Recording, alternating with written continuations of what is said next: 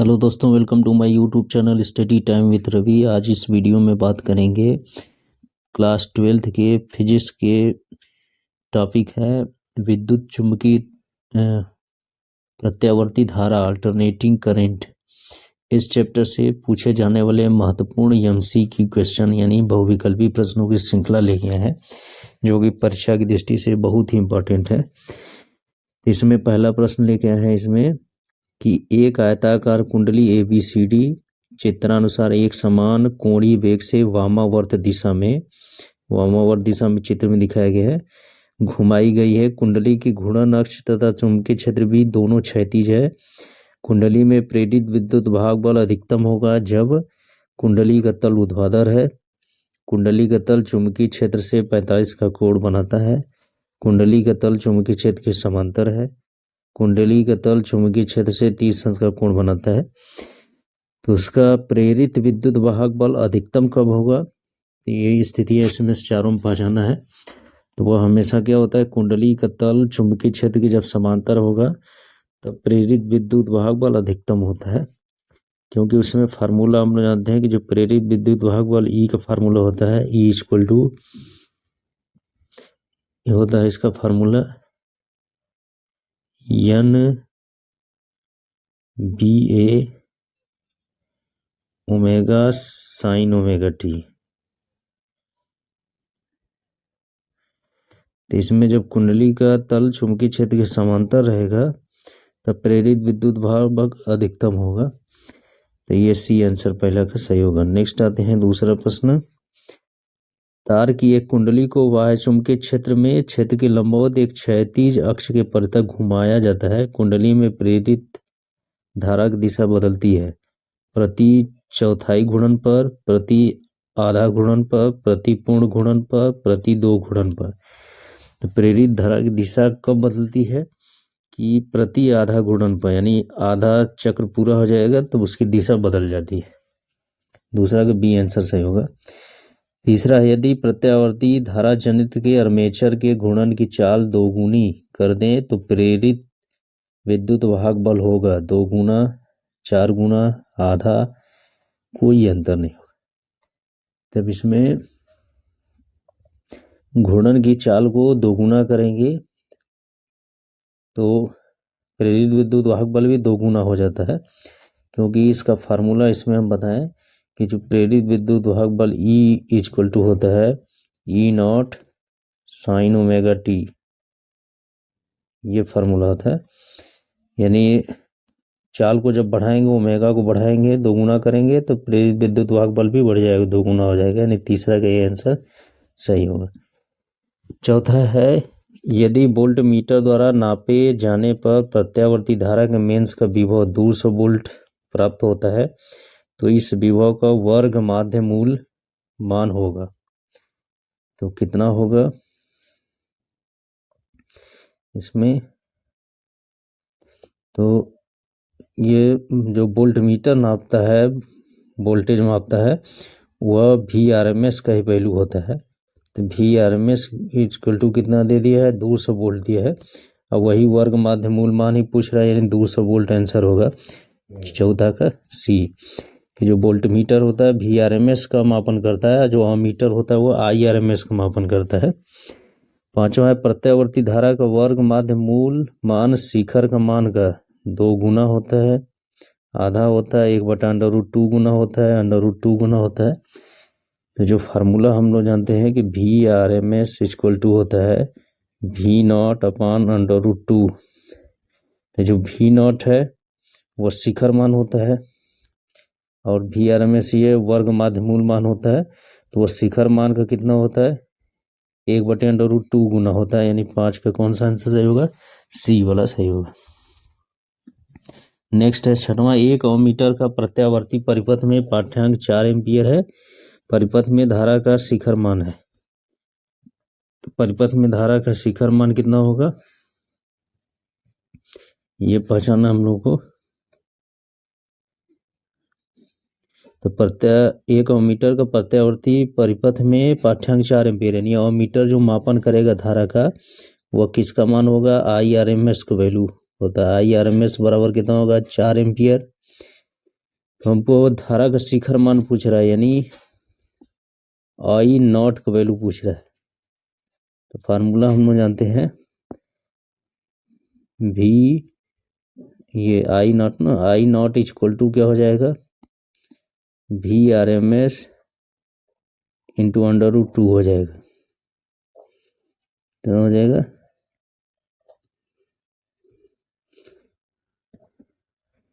हमको आई नॉट का वैल्यू पूछा था, I naught is equal to क्या हो जाएगा, I R M S into √2। तो आई आर एम एस कितना है, 4 है, इंटू क्या होगा, √2 एम्पियर हो जाएगा। यानी छठवां का आंसर कौन होगा, सी हो जाएगा। फिर 7वां प्रश्न आते हैं, किसी प्रत्यावर्ती धारा का शिखर मान आई नॉट इज इक्वल टू कितना है, √5 एम्पियर है। तो धारा का वर्ग माध्य मूल मान आई आर एम एस होगा। आई आर एम एस कितना हो जाएगा, आई नॉट अपन √2 हो जाएगा। तो √2 से 2 कट जाएगा, यानी 5 एम्पियर आ जाएगा। 7वां का ए आंसर सही होगा। नेक्स्ट आते हैं 8वां, प्रत्यावर्ती वोल्टेज V बराबर 200 साइन 500 पाई टी वोल्ट में वोल्टेज का वर्ग माध्य मूल मान निकाले। तो हम लोग जानते हैं कि V इज इक्वल टू क्या होता है, V not sign omega T होता है। यहाँ से इससे कंपेयर कर लेंगे तो V naught is equal to कितना हो जाएगा, 200 हो जाएगा, 200 वोल्ट हो जाएगा। तो RMS पूछ रहा है, तो V RMS इक्वल टू कितना हो जाएगा, V नॉट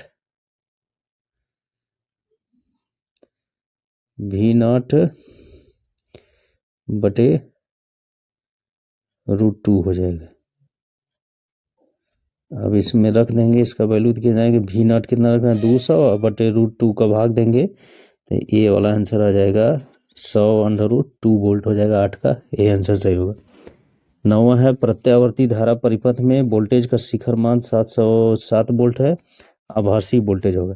तो शिखर मान दिया है, यानी V नॉट का वैल्यू दिया है कितना, 707 वोल्ट दिया है। आभासी वोल्टेज यानी पूछ रहा है V RMS का वैल्यू पूछ रहा है। तो V RMS बराबर कितना हो जाएगा, यहाँ से सॉल्व कर लेंगे। V RMS इक्वल टू हो जाएगा V नॉट अपॉन √2 हो जाएगा। V नॉट का वैल्यू यहाँ पर रख देंगे 707 बटे √2 हो जाएगा, यानी 1.414 इसका वैल्यू आ जाएगा। इसको सॉल्व करेंगे तो ये 500 वोल्टेज आएगा, यानी सी आंसर सही होगा, 9वां का सी। 10वां प्रश्न है, प्रत्यावर्ती धारा I बराबर I nought cos omega t plus I2 sine omega t के लिए वर्ग माध्य मूल धारा होगा। तो कितना हो जाए, यहाँ से देखिए इसको थोड़ा चेंज करेंगे कि I इक्वल टू लिख सकते हैं इसको cos I बराबर I not sign omega t के टर्म में लिखेंगे। तो इसको लिख सकते हैं, इसमें 1 इसको लिख सकते हैं 1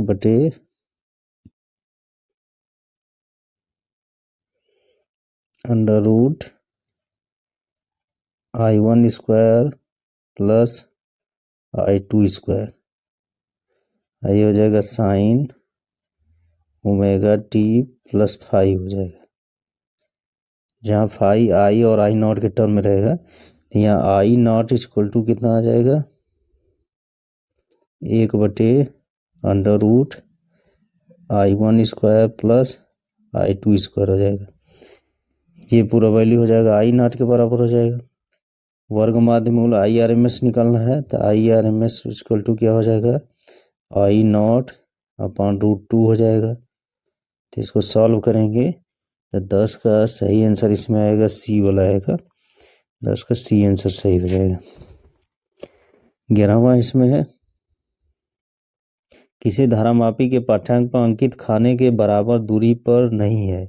इस धारामापी द्वारा नापी जा सकती है केवल प्रत्यावर्ती धारा, केवल दिष्ट धारा, प्रत्यावर्ती और दिष्ट धारा दोनों, कोई भी नहीं। तो इसमें किसका मापन कर सकते हैं, प्रत्यावर्ती और दिष्ट धारा दोनों का मापन कर सकते हैं कि जो अंकित खाने हैं वो बराबर दूरी पर नहीं है, तो दोनों का मापन कर सकते हैं, तो 10 का सी आंसर इसका सही हो। नेक्स्ट प्रश्न आते हैं इसमें 12वां प्रश्न, कौन सा कथन असत्य है? धारावाही चालक में उत्पन्न ऊष्मा निर्भर करती है धारा के प्रवाह के समय पर, चालक के प्रतिरोध पर, धारा की प्रबलता पर, धारा की प्रकृति AC तथा DC पर। तो धारावाही चालक में जो उत्पन्न ऊष्मा होती है वह किस कारक पर निर्भर करती है? वह धारा की प्रकृति पर निर्भर करती है कि AC है कि DC है, यानी 12 का सही आंसर कौन होगा? D इसमें। 13 है, किसी परिपथ अवयव में विभवांतर स्रोत के विद्युत वाहक बल भी अधिक हैं, वह प्रत्यावर्ती धारा परिपथ होगा, दिष्ट धारा परिपथ होगा। प्रत्यावर्ती व दिष्ट धारा परिपथ में कोई भी हो सकता है, न प्रत्यावर्ती न दिष्ट धारा परिपथ। कि ऐसे परिपथ अवयव में विभवांतर स्रोत के विद्युत वाहक बल से भी अधिक है, तो वह कौन सा परिपथ हो सकता है? तो इसमें देखेंगे कि ये प्रत्यावर्ती धारा परिपथ में ही संभव होता है, यानी 13 का ए आंसर इसका सही होगा। 14 है, एक प्रत्यावर्ती धारा परिपथ में 1 मिली हेनरी प्रेरक का प्रतिघात 1 ओम है, तो धारा की आवृत्ति है। तो धारा की आवृत्ति निकालना है, तो किस तरह से निकालेंगे? इसमें 1 मिली हेनरी प्रेरक प्रतिघात दिया है, यानी एक्सएल का वैल्यू कितना दिया है? 1 मिली हेनरी दिया है, और उसका प्रतिघात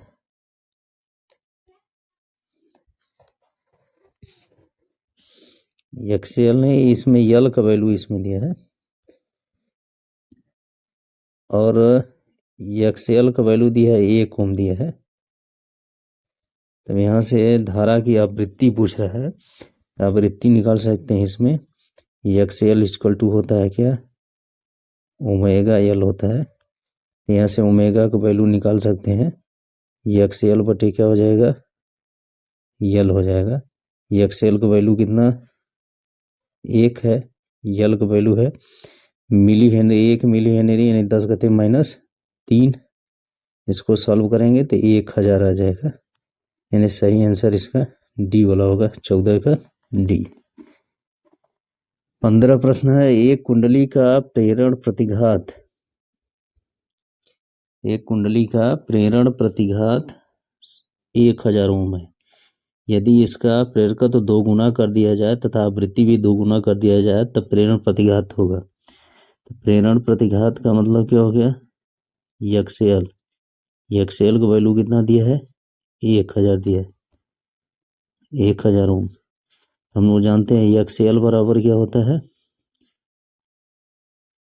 एक्सएल बराबर ओमेगा एल होता है। जब इसके यदि इसका प्रेरकत्व 2 गुना कर दिया जाए, प्रेरकत्व 2 गुना यानी यल की जगह कितना लिख दिया जाए? 2L लिख दिया जाए, और इसकी आवृत्ति भी 2 गुना कर दिया जाए, यानी ओमेगा की जगह कितना लिख देंगे? 2 ओमेगा। तब इसका प्रेरण प्रतिघात होगा। तो मान लीजिए उसका प्रेरण प्रतिघात क्या है? एक्सएल डैश हो गया, तो ये कितना आ जाएगा? 4 ओमेगा एल आ जाएगा। तो 4 रख देंगे, ओमेगा एल का वैल्यू कितना है? एक्सएल कितना है? 1000 है, तो 1000 इसमें रखेंगे, तो कुल मिला कितना आ जाएगा? 4000 ओम आ जाएगा, यानी इसका सही आंसर कौन होगा? सी, 15 का सी आंसर सही होगा। नेक्स्ट आते हैं 16 प्रश्न, एक प्रत्यावर्ती धारा परिपथ में लगे संधारित्र का प्रतिघात 10 ओम है। यदि प्रत्यावर्ती धारा की आवृत्ति 2 गुनी कर दी जाए तो प्रतिघात होगा। तो संधारित्र का प्रतिघात दिया है, एक्सी बराबर कितना दिया है? 10 ओम दिया है। यदि प्रत्यावर्ती धारा की आवृत्ति 2 गुना कर दिया है तो एक्सी बराबर होता है 1/ओमेगा-c होता है। तो जो आवृत्ति है वो व्युत्क्रमणुपाती है, 2 गुना करेंगे तो प्रतिघात क्या होता है? आधा हो जाएगा, यानी 5 ओम हो जाएगा। तो 16 का ये आंसर इसका सही होगा। 17, 2 अलग अलग प्रत्यावर्ती धारा परिपथों में समान धारा है। पहले परिपथ में केवल प्रेरकत्व है जबकि दूसरे में केवल संधारित्र। यदि विद्युत वाहक बल की आवृत्ति बढ़ जाए तो धारा पहले परिपथ में बढ़ेगी, दूसरे में घटेगी। पहले परिपथ में घटेगी, दूसरे में बढ़ेगी, दोनों परिपथों में घटेगी, दोनों में बढ़ेगी। तो इसका सही आंसर क्या होगा? पहले परिपथ में घटेगी, दूसरे में बढ़ेगी। जिसमें प्रेरकत्व है उसमें घटेगी और संधारित्र में बढ़ेगी, क्योंकि प्रेरकत्व क्या होता है? धारा का विरोध करता है, और जो संधारित्र होता है वह धारा के मान को बढ़ाता है, ऊर्जा संचित करता है। तो इस तरह से 17 का बी आंसर सही होगा। 18 प्रश्न है, 0.70 हेनरी के प्रेरक को 60 हर्ट्ज 120 वोल्ट के प्रत्यावर्ती धारा स्रोत से जोड़ा गया है। प्रेरक में धारा होगी, धारा निकालना है, तो धारा I इक्वल टू क्या हो जाएगी? V अपन क्या होगा? R, यानी प्रतिघात पूरा Z हो जाएगा। तो V का वैल्यू दिया है 120 वोल्ट, अब बटे Z, यानी प्रतिघात कितना हो जाएगा? प्रेरक है, प्रेरक का मतलब Z की जगह क्या हो जाएगा? XL हो जाएगा। तो यहाँ से सॉल्व कर सकते हैं, 120 बटे XL का वैल्यू कितना आ जाएगा? XL बराबर हो जाएगा ओमेगा L। ओमेगा का मतलब क्या हो जाएगा? 2 पाई F। 2 का मतलब, पाई का मतलब 22/7, F का मतलब क्या हो जाएगा? 60 है आवृत्ति, और गुणे कितना हो जाएगा? L का 0.70।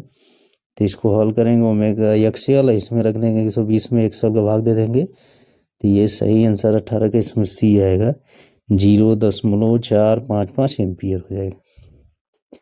19 प्रश्न है, एक 20 वोल्ट का प्रत्यावर्ती धारा स्रोत LR श्रेणी परिपथ के सिरों पर लगाया गया है। यदि R के सिरों के बीच का विभवांतर 12 वोल्ट हो, तब L के सिरों के बीच होगा विभवांतर।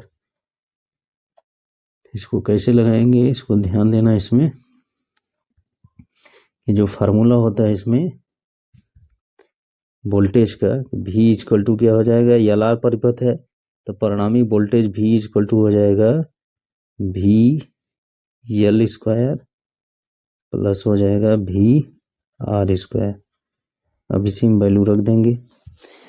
परिणामी जो वोल्टेज है V का वैल्यू दिया है कितना? 20 दिया है, यहाँ 20 रख देंगे, बराबर हो जाएगा VL,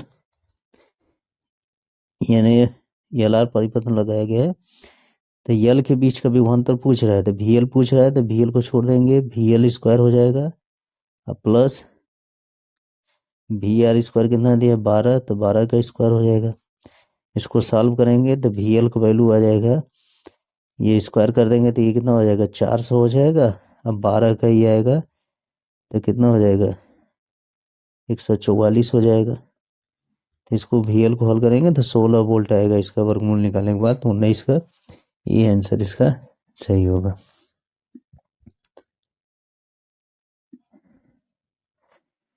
19 का ये हो जाएगा। फिर नेक्स्ट क्वेश्चन आते हैं 20वां। एक प्रत्यावर्ती धारा स्रोत V बराबर 100 काश 100t से 10 ओम का प्रतिरोध तथा 100 मिली हेनरी का एक प्रेरकत्व श्रेणी क्रम में जुड़े हैं। परिपथ में प्रवाहित धारा तथा आरोपित विभवांतर में कलांतर होगा। तो कलांतर इसमें निकालना है। प्रेरकत्व है, प्रतिरोध है, तो कलांतर कितना हो जाता है? tan फाई बराबर होता है फार्मूला इसका ओमेगा L अपान कितना होता है? R होता है। तो ओमेगा का वैल्यू यहाँ से निकालेंगे 100 आ जाएगा, L का वैल्यू कितना हो जाएगा? 100 मिली हेनरी है, यानी 100 गुणे मिली का मतलब 10⁻³ हो जाएगा। और R का वैल्यू कितना है इसमें? 10 ओम दिया है, तो इसको सॉल्व करेंगे तो 1 आ जाएगा। तो tan फाई बराबर 1 आना है, फाई बराबर कितना हो जाएगा? π/4 यानी 45 अंश कोण हो जाएगा। तो इसमें सही आंसर कौन सा? ए वाला आएगा, 20 का ए हो जाएगा। 21 प्रश्न है, एक प्रत्यावर्ती धारा परिपथ में 8 ओम का प्रतिरोध तथा 6 ओम प्रतिघात का प्रेरकत्व श्रेणी क्रम में लगे हैं। परिपथ की प्रतिबाधा होगी, तो उसकी प्रतिबाधा का फार्मूला क्या हो जाएगा?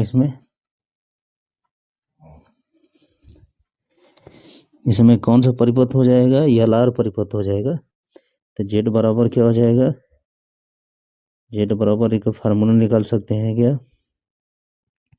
XL का स्क्वायर प्लस आर का स्क्वायर हो जाएगा। तो इसमें रख देंगे एक्सएल का वैल्यू कितना है 8 है, परिपथ में 8 ओम का प्रतिरोध है, 6 ओम का प्रतिरोध है, यानी 6 का स्क्वायर प्लस 8 का स्क्वायर हो जाएगा। कितना हो जाएगा 36 34 कितना हो जाएगा 100 हो जाएगा, यानी 10 ओम आ जाएगा इसका आंसर। कौन सा सही होगा? बी वाला ऑप्शन सही होगा 21 का बी। इसके बाद नेक्स्ट क्वेश्चन आते हैं 22 है, श्रेणी क्रम में जुड़े 10 ओम प्रतिरोधक तथा 10 हेनरी शुद्ध प्रेरक में दिष्ट धारा प्रवाहित है, परिपथ की प्रतिबाधा होगी।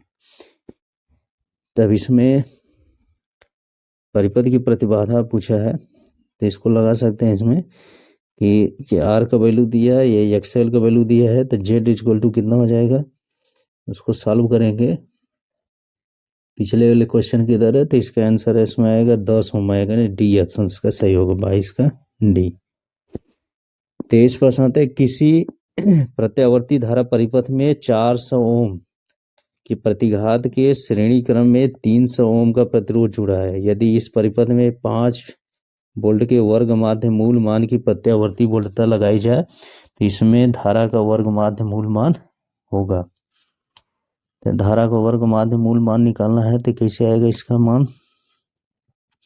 ये 400 ओम दिया है, प्रतिघात दिया है, किसी प्रत्यावर्ती धारा परिपथ में 400 ओम के प्रतिघात के श्रेणी क्रम में 300 ओम का प्रतिरोध जुड़ा है, यानी इसमें एक्सएल का वैल्यू कितना दे दिया है 400 ओम दे दिया है। फिर इसके बाद आर का वैल्यू दे दिया है कितना 300 ओम दे दिया है। यदि परिपथ का कुल वोल्टेज यानी V बराबर कितना दिया है 5 वोल्ट के वर्ग माध्य मूल मान दिया है, यानी VRMS बराबर दिया है 5 वोल्ट दिया है। तो धारा का वर्ग माध्य मूल निकालना है, यानी IRMS का वैल्यू निकालना है। तो IRMS बराबर क्या होगा VRMS बटे क्या हो जाएगा कुल प्रतिबाधा, यानी जेड हो जाएगा। VRMS कितना दिया है 5, जेड का मतलब क्या हो जाएगा under root XL square plus R square हो जाएगा। अब इसको सॉल्व कर लेंगे, 5 बटे कितना हो जाएगा अंडर रूट एक्सएल स्क्वायर यानी 400 का स्क्वायर प्लस आर का स्क्वायर यानी 300 का स्क्वायर। ये कितना आ जाएगा 5 बटे के 5 बटे ये 16 9 25 यानी कुल मिला के 500 आ जाएगा। कटेगा 1 बटे 100 यानी 0.1 यानी 1 गुणे 10 घाते माइनस 2 एम्पियर, यानी आंसर आएगा 23 का बी आंसर सही होगा। 24 प्रश्न आते हैं एक प्रत्यावर्ती धारा परिपथ में जिसमें प्रेरकत्व तथा धारिता श्रेणी क्रम में लगे हैं, धारा तब अधिकतम पाई जाती है जब प्रेरकत्व का मान 0.5 हेनरी तथा धारिता 8 माइक्रोफैरड लगाए गए प्रत्यावर्ती वोल्टेज की कोणीय आवृत्ति होगी। तो धारा का अधिकतम मान कब होता है कि जब एक्सएल बराबर क्या होता है एक्सी होता है। इसमें ये अनुनाद की स्थिति होता है, तो एक्सी बराबर आता है 1 बटे ओमेगा सी, और जो एक्सएल है वो क्या हो जाता है ओमेगा एल हो जाता है। यहाँ से ओमेगा का वैल्यू निकाल सकते हैं, ओमेगा स्क्वायर बराबर कितना आ जाएगा 1 बटे एल सी आ जाएगा। इसमें वैल्यू रख देंगे 1 बटे एल, एल का वैल्यू कितना है इसमें 0.5 हेनरी दिया है, सी दिया है 8 माइक्रो है यानी 10 घाते माइनस 6 आ जाएगा। तो इसको सॉल्व करेंगे मेहनत करेंगे तो ये ओमेगा का वैल्यू आ जाएगा, उसका वर्गमूल निकालेंगे तो सही आंसर इसमें आएगा 24 का बी आंसर आएगा, यानी 500 रेडियन प्रति सेकेंड आ जाएगा। 25वां है यदि किसी एल सी आर परिपथ में VL VR VC तथा V0 क्रमशः प्रेरकत्व प्रतिरोध संधारित्र तथा स्रोत में लगे AC वोल्टमीटर के पाठ्यांक है तो कौन सा इसमें सत्य है, इसमें पहचानेंगे 25वें प्रश्न में कौन सा विकल्प इसमें सही है। तो डी वाला सही है कि LCR परिपथ है तो उसमें जो परिणामी वोल्टेज होगा वह V स्क्वायर बराबर VL माइनस VC का स्क्वायर प्लस VR स्क्वायर होगा, यानी 25 का डी आंसर इसका सही होगा। 26 प्रश्न आते हैं एक परिपथ में प्रतिरोध आर के सिरों के बीच विभवांतर 40 वोल्ट, प्रेरकत्व यल के सिरों के बीच प्रेरित विभवांतर 90 वोल्ट तथा धारिता सी के बीच विभवांतर 60 वोल्ट है। परिपथ में प्रयुक्त स्रोत की वोल्टता होगी।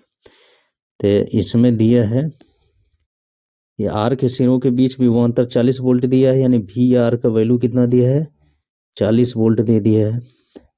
यल के सिरों के बीच यानी वी एल का वैल्यू कितना दिया है 90 वोल्ट दिया है। और सी के सिरों के बीच यानी वी सी का वैल्यू दिया है कितना 60 वोल्ट दिया है। तो प्रयुक्त वोल्टेज की स्रोत की वोल्टता पूछा है तो वी इक्वल टू फार्मूला हो जाएगा क्या वी आर का square plus V L minus V C का स्क्वायर हो जाएगा। अब ये फार्मूला है, इसी में रख के इसको सॉल्व कर सकते हैं। तो कितना आ जाएगा वी आर का स्क्वायर कितना हो जाएगा 40 का स्क्वायर हो जाएगा plus V L minus V C यानी 90 माइनस 60 यानी कितना का स्क्वायर हो जाएगा 30 का स्क्वायर हो जाएगा। तो इसको सॉल्व कर लेंगे 16 9 25 यानी कितना हो जाएगा 2500 हो जाएगा, यानी कितना वोल्टेज आएगा 50 वोल्ट आ जाएगा। यानी ए आंसर इसका सही होगा 26 का ए आंसर सही होगा। 27 प्रश्न इसमें आते हैं कि 100 वोल्ट आरएमएस का प्रत्यावर्ती विद्युत वाहक बल एलसीआर श्रेणी परिपथ के सिरों के बीच लगाया गया। अनुनाद की स्थिति में प्रेरकत्व के सिरों के बीच तथा संधारित्र के सिरों के बीच प्रत्येक में 400 वोल्ट का विभवांतर है। प्रतिरोध के सिरों के बीच विभवांतर होगा तो कितना होगा इसमें अनुनाद की स्थिति में देखा है तो दोनों वोल्टेज बराबर हो जाएगा। एक्सएल बराबर क्या होगा वीसी हो जाएगा। तो यहाँ से इसका सही आंसर कितना आ जाएगा